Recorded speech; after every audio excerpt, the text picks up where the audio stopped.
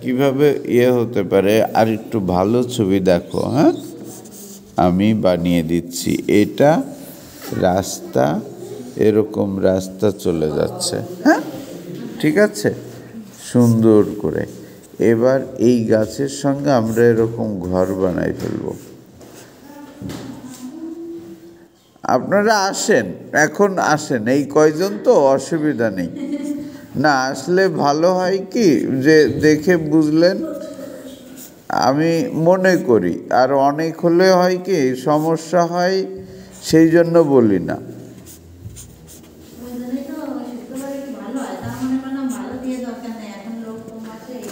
হ্যাঁ, এটা আপনাদের বেটার থিঙ্কিং। আর এই দুইজন এক জায়গা হলে তো মোটামুটি কোনো কথা নেই, দেখতেছি সব কিছু ভুলে যায় দৌড়াদৌড়ি। এইটা হলে তো হবে না শোনা।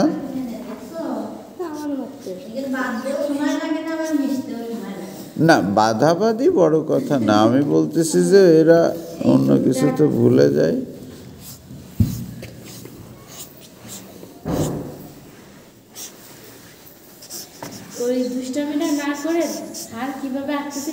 আমি সেটা বারবার মানে বোঝানোর চেষ্টা করতেছি, কিন্তু কিছুক্ষণ পর পর ওরা থাকে না, চলে যায়।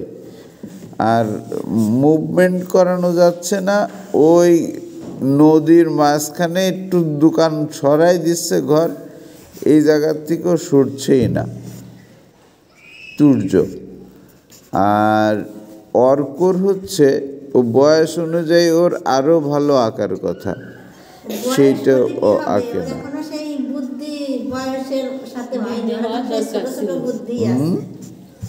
এখনো কেউ দেখলে বলবে না যে এখনো সে আমার ছেলে বুদ্ধি, বড় বুদ্ধি এখনো হয়ে না, সেটা না, মানে একটা কথা হচ্ছে বড় বুদ্ধি ছেলে বুদ্ধি বড় কথা না। ও কোন ক্লাসে?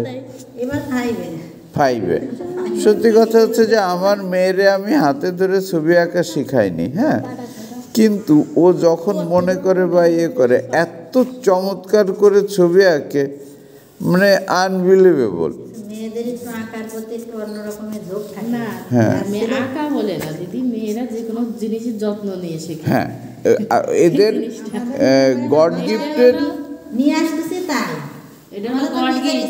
হ্যাঁ, গড গিফটের একটা ব্যাপার আছে যে ওরা যত্নশীল হবে, এটাই ঈশ্বর এদের মর্যাগত ব্যাপারে দিয়ে দিয়েছে। আর পুরুষেরা হচ্ছে, হ্যাঁ,